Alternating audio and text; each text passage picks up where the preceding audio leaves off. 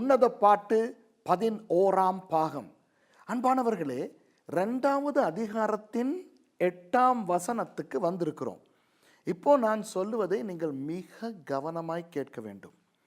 இந்த 2ஆம் அதிகாரம் 8ஆம் வசனத்திலே இருந்து முழு 3ஆம் அதிகாரம் முடியும் வரையில் இந்த பகுதியில் இருக்கின்ற இந்த விடயங்கள் அனைத்துமே கடைசி கால தீர்க்க தரிசனங்களாயிருக்கின்றன.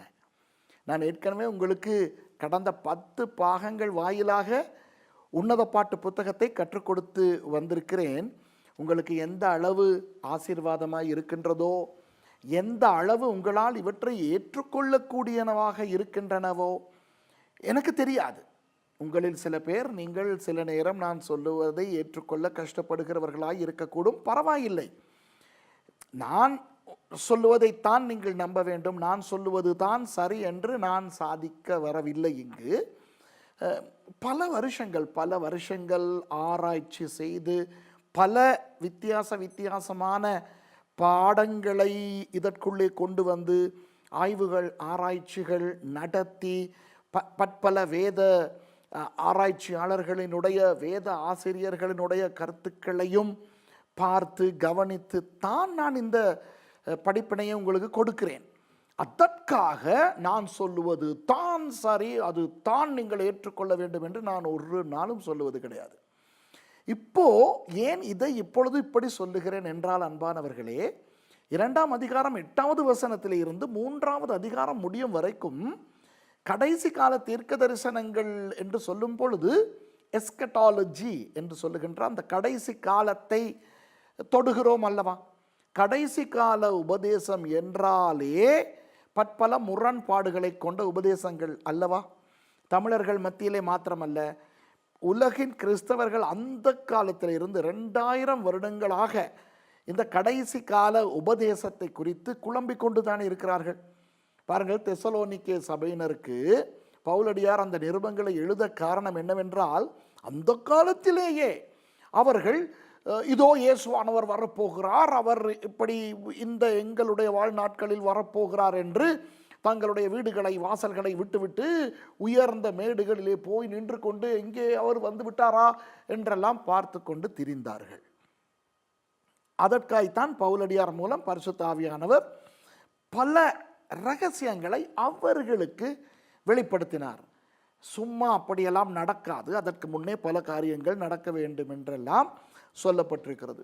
அப்புறம் வெளிப்படுத்தின விசேஷத்தை பத்ம தீவிலே வைத்து யோவான் என்றைக்கு அந்த வெளிப்படுத்தின விசேஷத்தின் விவரங்களை கண்டாரோ அதிலிருந்து இன்று வரை அந்த வெளிப்படுத்தின விசேஷத்தை வியாக்கியானப்படுத்த முனைகின்றவர்கள் எவ்வளவு வித்தியாச உபதேசங்களை கொடுக்கிறார்கள் தெரியுமா? அதை இந்த வேத வியாக்கியானர்கள், வேத ஆராய்ச்சியாளர்கள் preterist view, futuristic view, historic view, literal view, அது இது என்று இந்த வெளிப்படுத்தின விசேஷத்தை விளங்கப்படுத்துவதற்கே பற்பல கண்ணோட்டங்களை வைத்திருக்கின்றார்கள். அப்போது அது மாத்திரமல்ல, எஸ்கட்டாலஜி கடைசி கால உபதேசம் என்று சொல்லும் பொழுது தானியேல் புத்தகம், எசேக்கியேல் புத்தகம், அப்புறம் சகரியா புத்தகம், அத்தோடு மத்தேயு 24வது அதிகாரம், தெசலோனிக்கேயருக்கு எழுதப்பட்ட நிருபங்கள், வெளிப்படுத்தின விசேஷம் என்று இத்தனை புத்தகங்களையும் இன்னும் அதிகமான வேத விவரங்களையும் எடுத்து கடைசி கால உபதேசங்களை கோர்த்து நமக்கு கற்றுக் கொடுக்கின்ற வேத ஆசிரியர்கள் கடந்த 2000 ஆண்டுகளாக எத்தனையோ பேர் வந்திருக்கின்றார்கள். அதனால் இன்றைக்கு நீங்கள் இந்த கிறிஸ்தவ இறையியல் உலகத்தை பார்த்தீர்கள் என்றால் எத்தனையோ விதவிதமான நம்பிக்கைகளை உடையவர்கள் இருக்கிறார்கள். மில்லேனியலிஸ்ட், அதாவது 1000 வருட அரசாட்சி என்பது கிடையாது, இப்பொழுது நாம் வாழுகின்ற இந்த காலம்தான் 1000 வருட அரசாட்சி என்று ஒரு அடையாள ரீதியாய் சொல்லப்பட்டது என்று சொல்லுகிறார்கள். அப்புறம் ராப்சர், சபையின் எடுத்துக்கொள்ளப்படுதல் இருக்கின்றது என்று ஒரு சாராரும் இல்லை என்று ஒரு சாராரும் வாதாடுகின்றார்கள். ஆகவே ராப்சர் தியரிஸ்ட்ஸ், ராப்சர் தியரிஸ்ட்ஸ் என்று இருக்கின்றார்கள். அப்புறம் 1000 வருட அரசாட்சியை எப்பொழுது அமைவிடப்படுத்துவது என்று கருத்து வேறுபாடுகள் இருக்கின்றன. அப்புறம் உபத்திரவ காலம் என்று ஒன்று இருக்கின்றதா? உண்டு என்று சிலர் சொல்லுகின்றார்கள். இல்லை, இப்பொழுது நாம் வாழுகின்ற இந்த காலம்தான் உபத்திரவ காலம், இப்படி சிலர் வாதாடுகின்றார்கள். அப்புறம் இந்த சபை எடுத்துக்கொள்ளப்படுதலையும் உபத்திரவத்தையும் அந்த 1000 வருட அரசாட்சியையும் வைத்து அது இங்கே இருக்கிறது, இது இங்கே இருக்கிறது, அது இங்கே இருக்கிறது என்று ஏகப்பட்ட வேத ஆராய்ச்சியாளர்களினுடைய கருத்துக்கள் உலகத்திலே நிலவுகின்றன. இப்போ ப்ரீ மில்லேனியல் ராப்சர் தியரிஸ்ட், 1000 வருட அரசாட்சிக்கு முன்பதாக சபை எடுத்துக்கொள்ளப்படும் என்று ஒரு சிலர், மிட் ட்ரிபியூலேஷனல் ராப்சர் தியரிஸ்ட்ஸ், அதாவது 7 வருட உபத்திரவ காலத்தின் நடுப்பகுதியிலே சபை கொள்ளப்படும் என்று சொல்லுகின்றார்கள். போஸ்ட் மில்லேனியல் ராப்சர் தியரிஸ்ட்ஸ், அதாவது 1000 வருட அரசாட்சிக்கு பிறகுதான் சபை எடுத்துக்கொள்ளப்படும் என்று சிலர் வாதாடுகிறார்கள். அப்புறம் டிஸ்பென்சேஷனல் ப்ரீ மில்லேனியல் ராப்சர் தியரிஸ்ட்ஸ், சபை காலமே 7 சகாப்தங்களாக பிரிக்கப்பட்டிருக்கின்றன, இப்படி வாதாடுகின்றவர்கள் இருக்கின்றார்கள். அப்போ நீங்கள் pre millennial pre tribulational rapture theorist, pre millennial mid tribulational rapture theorists, pre millennial post tribulational rapture theorists, அப்புறம் மிட் ட்ரிபியூலேஷனல் போஸ்ட் மில்லேனியலிஸ்ட்ஸ் என்ற தெய்வமே, இப்படி ஏகப்பட்ட இந்த கருத்துக்கள் இன்றைக்கு கிறிஸ்தவ அறிவியல் உலகத்திலே நிலவுகின்றன. இப்போ இவற்றை நான் உங்களுக்கு சொல்லுகிறேன் என்றதனால் நீங்கள் இவற்றையெல்லாம் ஞாபகப்படுத்தி கொண்டு உங்களுடைய மண்டையை போட்டு குழப்பிக் கொண்டிருக்க வேண்டிய அவசியமே கிடையாது. ஏனென்றால் என்னுடைய நிகழ்ச்சியை சில வேத ஆராய்ச்சியாளர்களும் பார்க்கின்றார்கள். இப்போ நான் ஒரு எஸ்கட்டாலஜிஸ்ட், கடைசி கால உபதேசகன், அதற்காக நான் சொல்லுகிற எஸ்கட்டாலஜி தான் சரி என்று நான் வாதாடுவது கிடையாது. அன்பானவர்களே, ஏதோ ஓரளவுக்கு வேதம் தெரியும், எங்களுக்கு தெரியாத எத்தனை ரகசியங்கள் இருக்கின்றன. இப்போ என் அளவுக்கு படித்திராதவருக்கு என் அளவுக்கு சத்தியம் தெரியாது என்று சொல்லவே முடியாது, அப்படித்தானே? ஒரு பிலேயாமையும் கழுதையையும் நீங்கள் எடுத்து ஒப்பிட்டு பார்த்தால், அந்த பிலேயாம் யார்? ஒரு தீர்க்கதரிசி, ஒரு பெரிய மனிதன், அவரை ஒரு பாலாக் ராஜா நாடி ஆட்களை அனுப்பும் அளவுக்கு முக்கியமான நபர். இது ஒரு கழுதை, அவ்வளவுதான். ஆனால் ஒரு சந்தர்ப்பத்திலாவது அந்த பிலேயாமோடு பேசுவதற்கு இந்த கழுதை ஆண்டவரால் பயன்படுத்தப்பட்டது. அப்போ நான் இந்த 2 பேரில் என்னை ஒரு கழுதையாகவே தான் பார்த்து கொண்டிருக்கின்றேன். என்னை விட படித்தவர்கள், வயதில் முதிர்ந்தவர்கள் என்னுடைய பிரசங்கங்களை கேட்டு எனக்கு அவர்கள் சாட்சி சொல்லும் பொழுது நான் நினைப்பது, ஓ, இந்த கழுதையின் மூலமாய் அவர்களும் தொடப்பட்டு விட்டார்களா, கர்த்தருக்கே மகிமை உண்டாகட்டும் என்று. ஆகவே தயவுசெய்து ஒன்று நான் அடிக்கடி என்னுடைய பல உபதேசங்களில் சொல்லுவது தான், நான் கொஞ்சம் படித்திருக்கிறேன், ஒரு 3 தசாப்தங்களுக்கு மேலாக ஊழியத்தில் இருக்கிறேன், அங்கு இங்கு போய் வருகிறேன் என்பதற்காக என் அளவுக்கு படிக்காதவர்களும் இருக்கிறார்கள் அல்லவா, என்னை விட இளையவர்கள் இருக்கிறார்கள் அல்லவா, ஊழியத்தில் என்னை விட புதியவர்கள் இருக்கின்றார்கள் அல்லவா, இவர்களை விட எல்லாம் எனக்கு தெரியும் என்று நான் ஒரு நாளும் நினைப்பதில்லை. என்னை விட புதிதாய் ஊழியத்துக்கு வந்தவர்கள், என்னை விட இளையவர்கள், இப்படிப்பட்ட அநேகர் மூலமாய் எத்தனை விஷயங்களை நான் கற்றிருக்கிறேன் தெரியுமா? சரி, ஏன் இந்த பீடிகை? இந்த பீடிகையின் காரணம் என்னவென்றால், நான் என்னுடைய இந்த எஸ்கட்டாலஜிக்கல் வியூ பாயிண்ட், கடைசி கால உபதேசத்தினுடைய அந்த நம்பிக்கை என்ன என்பதனை நான் உங்களுக்கு சொல்ல விரும்புகிறேன். ஏற்கனவே வெளிப்படுத்தின விசேஷத்தை 43 பாகங்களில் கற்றுக் கொடுத்திருக்கிறேன் அல்லவா, அதிலும் நான் சொல்லியிருக்கிறேன். இப்போ கடைசி கால உபதேசத்தை தொட்டுத்தானே இந்த வசனங்கள் அமைகின்றன. இதனால் நான் என்னுடைய நிலைப்பாட்டை உங்களுக்கு அறிய தர விரும்புகிறேன். என்னுடைய நம்பிக்கையின்படி சபை எடுத்துக்கொள்ளப்படுதல் உண்டு. நான் ஒரு ராப்சர் தியரிஸ்ட். ராப்சர் நடக்கும், சபை எடுத்துக்கொள்ளப்படுதல் நடக்கும் என்பதனை 100க்கு 100% நம்புகிறேன். இப்போ ஒருவேளை இதை பார்க்கின்ற நீங்கள் சபை எடுத்துக்கொள்ளப்படுதல் என்று ஒன்று இல்லை என்று நீங்கள் நம்புகிறவராயிருக்கும். அப்படிப்பட்டவர்கள் செய்கின்ற பிரசங்கங்களை நீங்கள் கேட்கின்றவர்களாயிருக்கும். அப்படிப்பட்ட உபதேசத்தை உபதேசிக்கின்றவர்கள் அவர்களும் தங்களுக்கென வசன ஆதாரங்களை வைத்திருக்கின்றார்கள் என்பதனையும் நாம் மறுக்க முடியாது. என்னுடைய கதை அதுவல்ல, நான் அதை நம்புகின்றேன். சபை எடுத்துக்கொள்ளப்படும் என்று நம்புகின்றேன். ஆகவே அதனால் தானோ என்னவோ என்னுடைய ஆராய்ச்சிகளின் மூலமாய் நான் கண்டுபிடிக்கும் பொழுது இந்த உன்னத பாட்டை சபை எடுத்துக்கொள்ளப்படுதலையும் நான் இதிலே காணுகிறேன். ஆகவே இந்த நாட்களில் எத்தனை பாகங்களில் இந்த 2ஆம் அதிகாரம் 8 3ஆம் அதிகாரம் முடிய நான் சொல்லிக் கொடுக்க போகிறேனோ எனக்கு தெரியாது. அத்தனை பாகங்களிலும் நான் இந்த சபை எடுத்துக்கொள்ளப்படுதலை நம்புகின்ற அடிப்படையிலே தான் நான் கற்றுக் கொடுக்க போகிறேன் என்பதனை இப்பொழுதே சொல்ல விரும்புகிறேன். அப்போ என்னை பொறுத்தவரை என் நம்பிக்கை என்னவென்றால், சபை எடுத்துக்கொள்ளப்பட்ட பிறகு 7 வருட உபத்திரவ காலம் ஆரம்பிக்கும். அப்போ நான் ப்ரீ ட்ரிபியூலேஷனல் ராப்சர் தியரிஸ்ட். அந்த 7 வருஷ உபத்திரவ காலத்தில் முதல் 3.5 வருஷங்கள் இஸ்ரவேலுக்கு உபத்திரவம் இருக்காது என்றும், அந்த 3.5 வருஷங்களுக்கு பிறகு கடைசி 3.5 வருஷங்கள் இஸ்ரவேலுக்கு உபத்திரவம் இருக்கும் என்றும் நம்புகின்றேன். மொத்தம் அந்த 7 வருட உபத்திரவ காலத்துக்கு பிறகு இயேசுவானவருடைய பகிரங்க வருகையாகிய பரூசியா இருக்கும் என்று நான் நம்புகின்றேன். அப்படி இந்த பூமிக்கு வருகின்ற இயேசு தனது 1000 வருட அரசாட்சியை இந்த பூமியிலே நடத்துவார் என்று நான் நம்புகின்றேன். அப்போ நான் ஒரு மில்லேனியலிஸ்ட். அப்போ pre millennial, pre tribulational rapture theorist தான் நான். இதை நான் இப்பொழுதே சொல்லிவிட்டு நான் கற்றுக் கொடுக்கிறேன். இப்போ இதை தவிர வேறு விஷயங்களை நம்புகின்ற நீங்கள், உங்களுக்கு விருப்பமானால் நீங்கள் தொடர்ந்து என்னுடைய இந்த பாடங்களை பார்க்கலாம். இல்லாவிட்டால் இந்த பாடத்தை மூடிவிட்டு நீங்கள் பாட்டுக்கு நீங்கள் போய்விடலாம்.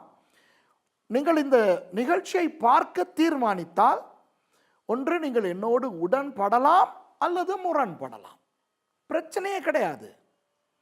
இப்போ இது என்னுடைய நம்பிக்கை. என்னுடைய நம்பிக்கைக்கு ஆய்வுகள், படிப்புகள் எல்லாம் இருக்கின்றன. மற்றது நான் பெந்தெகோஸ்தே கிறிஸ்தவன், நானும் நிறைய ஜெபித்திருப்பேன் அல்லவா இதை கற்றுக் கொடுக்க. எவ்வளவு ஆயத்தம் பண்ணியிருப்பேனா இருக்கும் ஆவிக்குரிய ரீதியிலே. அப்போது ஆவியானவரும் எனக்கு சான்று பகர்கின்றார் என்பது என்னுடைய நம்பிக்கை. அப்போ நீங்களும் ஆவிக்குரியவர்கள் அல்லவா அன்பானவர்களே, நீங்களும் ஜெபித்து ஆவியானவரிடம் கேளுங்கள், ஆண்டவரே இவன் இப்படியெல்லாம் சொல்லுகிறான், உண்மையா இவன் சொல்லுவதுதான் இங்கே இருக்கிறதா? ஆம் மாதிரியும் இருக்கிறது, இல்லை மாதிரியும் இருக்கிறது, மற்றவர்களுடைய பிரசங்கத்தை கேட்டால் வேறு மாதிரி இருக்கிறது. ஆவியானவரை உதவி செய்யுங்கள் என்று கேளுங்கள். இப்போ இதிலே நான் தான் சரி, நீ தான் சரி, அவர் தான் சரி என்றெல்லாம் போராட முடியாது. ஏனென்றால் சபை எடுத்துக்கொள்ளப்படுதல் என்று ஒன்று உண்டென்றால், அப்படி ஒன்று நடக்கும் என்றால், யார் அதை நம்புகிறார்கள், யார் நம்ப மாட்டார்கள் என்பது ஆண்டவருக்கு பொருட்டில்லை. நடக்கும் என்றால் நடக்கும், அப்படித்தானே? நோவா காலத்திலே ஆண்டவர் சொன்னார் ஜலம் வரும் என்று, மழை வரும் என்று. நோவா அதை அநேகருக்கு பிரசங்கித்திருப்பார் நிச்சயமாக. அப்போ மக்கள் மேலே பாய்ந்து பாய்ந்து சிரித்திருப்பார்கள். அவர்கள் நம்பவில்லை என்பதற்காக மழை வராமல் இல்லை. ஆகவே சபை எடுத்துக்கொள்ளப்படுதல் இருக்கிறதா இல்லையா என்று நம்பினோரும் சரி, நம்பாதோரும் சரி, அவர்கள் ஆண்டவருக்குள்ளே வசனத்துக்கு அமைய வாழ்ந்தால் அவர்களும் எடுத்துக்கொள்ளப்படுவார்கள், சபை எடுத்துக்கொள்ளப்பட்டால். ஆகவே இது நமக்கு ஒரு ஆசீர்வாதமான பாடமே ஒழிய, இது நமது கிறிஸ்தவத்தையோ பரலோகத்துக்கு நாம் போவோமா இல்லையா என்பதனை நிர்ணயிக்கும் ஒன்றோ அல்ல. ஆகவே இதிலே நாம் சண்டை பிடித்து கொள்ளக்கூடாது, முரண்படலாம், சண்டை பிடித்து கொள்ளக்கூடாது. ஏனென்றால் இது அந்த 16 மூல உபதேசங்கள் இல்லையே. இப்போ இயேசுவினுடைய 2ஆம் வருகை என்று ஒன்று இல்லை என்று சொன்னால் சண்டை பிடிக்க வேண்டும். அப்படி சொல்லுகிறவர்களை நான் சாடுவேன். இயேசு மனிதனாய் வரவில்லை, இயேசு மரிக்கவில்லை, இயேசு உயிர்க்கவில்லை என்றெல்லாம் யாராவது சொன்னால் நான் அவர்களை கிளி என்று கிளிக்க ஆயத்தம், கிறிஸ்தவர்களை. இப்போ ஏனென்றால் அது மூல உபதேசம். ஆனால் இது உபதேசம், இது மூல உபதேசம் அல்ல. ஆகவே என்னுடைய நிலைப்பாட்டை நான் முன்வைத்து விட்டேன். இப்பொழுது நான் உங்களுக்கு கற்றுக் கொடுக்க போகிறேன். அதனால் தான் இந்த நீண்ட பீடிகை. கோபித்து கொள்ளாதீர்கள். சரி அன்பானவர்களே, இப்போது நான் 2வது அதிகாரத்தின் 8ஆம் வசனத்திலிருந்து 17ஆம் வசனம் வரைக்கும் உங்களை கூட்டிக் கொண்டு போகிறேன். இந்த 2ஆம் அதிகாரம் 8ஆம் வசனத்திலிருந்து 17ஆம் வசனம் வரை மணவாட்டி பேசுகிற மாதிரி அமைக்கப்பட்டிருக்கின்றது. மணவாட்டி தான் பேசுகிறாள். அப்போது அந்த மணவாட்டி பேசும் பொழுது 10ஆம் வசனத்திலிருந்து 14ஆம் வசனம் வரைக்குமான அந்த வசனங்கள் மணவாளன் பேசுவதாய் மணவாட்டி குறிப்பிடுகிறதாய் அமைந்திருக்கிறது. இப்போ ஏற்கனவே நாம் பார்த்த 10 பாடங்களிலே ஒன்று மணவாளன் பேசுகிறார் அல்லது மணவாட்டி பேசுகிறாள், அப்படித்தானே? ஆனால் இங்கு இந்த 8 2ஆம் அதிகாரம் 8 17 வரையும் மணவாட்டி மட்டும்தான் பேசுகிறாள். ஆனால் 10 14ஆம் வசனம் வரையானவை மணவாட்டி பேசுகிறாள், மணவாளன் பேசுவது போல. இவற்றை பார்ப்போம். அவசரம் இல்லாமல் ஒவ்வொரு வசனமாக நான் உங்களுக்கு கற்றுக் கொடுக்க போகிறேன். பார்ப்போமா? 2வது அதிகாரம் 8வது வசனத்தோடு தொடங்குவோம். மணவாட்டி சொல்லுகிறாள், இது என் நேசருடைய சத்தம், இதோ அவர் மலைகள் மேல் குதித்தும் மேடுகள் மேல் துள்ளியும் வருகிறார். வாவ்! இப்போ சமீபத்திலே நான் ஒரு எபிரேய பாடலை தமிழிலே நான் பாட ஆரம்பித்திருக்கிறேன். நானும் என்னுடைய மகளும் பாடுவதை நீங்கள் ஒருவேளை நேரடியாக கேட்டிருக்கலாம் அல்லது யூடியூபிலே பார்த்துருக்கலாம். யெஷூவா, அந்த பாடல். யெஷூவா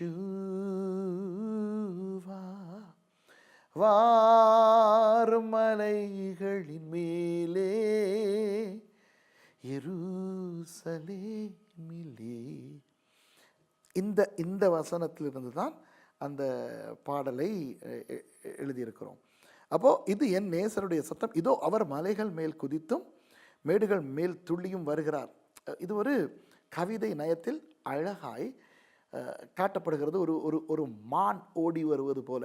இப்போ பொதுவாக ஆண்களை மான்களுக்கு ஒப்பிடுவதில்லை.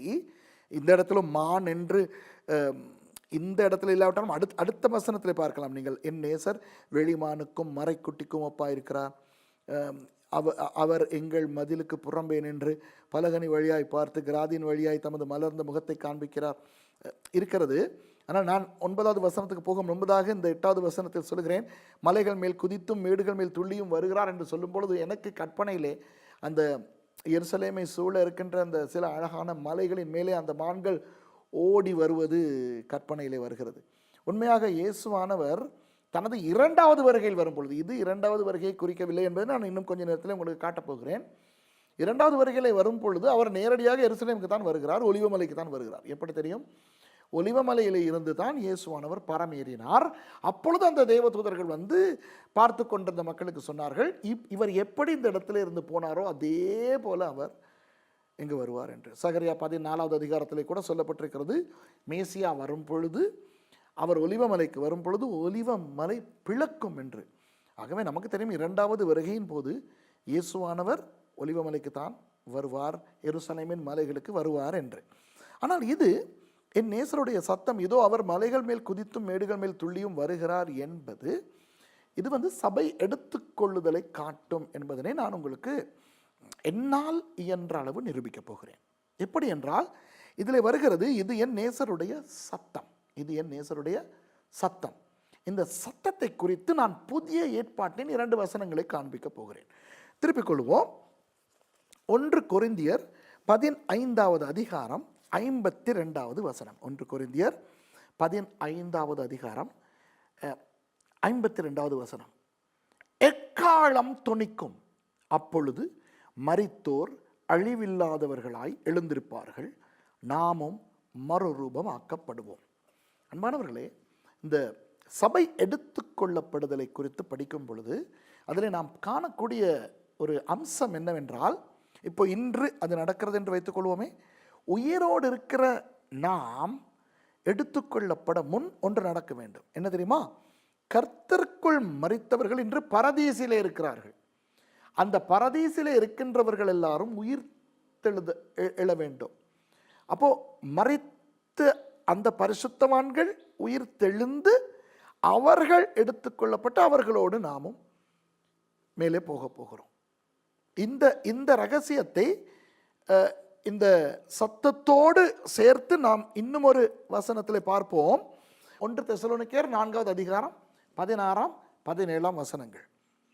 ஏனெனில் கர்த்தர் தாமே ஆரவாரத்தோடும் பிரதான தூதனுடைய சத்தத்தோடும் தேவ எக்காலத்தோடும் வானத்திலிருந்து இறங்கி வருவார். அப்பொழுது வானத்திலிருந்து இறங்கி வருவார். பூமிக்கு வந்தார் என்று இல்லை, பூமி வரை வருவார் என்று இல்லை. வானத்திலிருந்து, அதாவது ஹஷமாய், பரலோகத்திலிருந்து இறங்கி வருவார். அந்த ஹஷமாய் என்பதுதான் எபிரேய சொல். அப்போ அந்த பரலோகத்திலிருந்து வருவதைத்தான் வானம் என்று குறிப்பிடுகிறது. ஆதியாகமத்திலே கூட 1:1 ஹஷமாயிம் என்பதனை ஆதியிலே தேவன் வானத்தையும் பூமியும் என்று தமிழிலே வானம் என்று வருகிறது. அப்போ அது பரலோகத்தை குறிக்கின்றது இந்த இடத்திலேயும், ஆதியாகம் 1:1 போல. அப்பொழுது கிறிஸ்துவுக்குள் மரித்தவர்கள் முதலாவது எழுந்திருப்பார்கள். இப்போ கிறிஸ்துவுக்குள்ளே மரித்தவர்கள் எங்கே இருக்கிறார்கள்? பரலோகத்தில் அல்ல, பரதீசில். இயேசு என்ன சொல்லுகிறார்? இன்றைக்கு நீ என்னோடு பரலோகத்தில் இருப்பாய் என்று சொல்லவில்லை. அந்த கல்வனை பார்த்து பரதீசில் இருப்பாய். அப்போ கிறிஸ்துவுக்குள் மரித்தவர்கள் முதலாவது எழுந்திருப்பார்கள். பின்பு உயிரோடு இருக்கும் நாமும் கர்த்தருக்கு எதிர்கொண்டு போக, அப்போ அவர் மேலே இருந்து வருகிறார், நாம் கீழே இருந்து போக வேண்டும், எதிர்கொண்டு போக மேகங்கள் மேல் அவர்களோட கூட ஆகாயத்தில் எடுத்துக்கொள்ளப்பட்டு, பாருங்கள் சபை எடுத்துக்கொள்ளப்படுதல் எவ்வளவு அழகாக சொல்லப்பட்டிருக்கிறது என்று. அவரோடு கூட எதிர்கொண்டு நாமும் கர்த்தருக்கு எதிர்கொண்டு போக மேகங்கள் மேல் அவர்களோட கூட, யார் அவர்கள்? இயேசுவானவர், பிரதான தூதன், அவர்கள் எல்லாம் ஆகாயத்தில் எடுத்துக்கொள்ளப்பட்டு இவ்விதமாய் எப்பொழுதும் கர்த்தருடனே கூட இருப்போம். இப்போ அநேகமாக மரண வீடுகளிலே இதை நாம் இந்த வசனங்களை வாசிக்கிறது உண்டு. அப்போ அன்பானவர்களே, சபை எடுத்துக்கொள்ளப்படும் போது நாம் கிறிஸ்தவர்கள் பூமியிலிருந்து மேலே போவோமாம். அப்படி போவதற்கு ஒரு நொடிப்பொழுதுக்கு முன் கிறிஸ்துவுக்குள் மரித்த பரிசுத்தவான்கள் எல்லாரும் உயிரோடு எழுந்திருப்பார்களாம். ஆகவே அதற்கு பிறகு பரதீசு கிடையாது. இன்றைக்கு பரதீசு இருக்கிறது.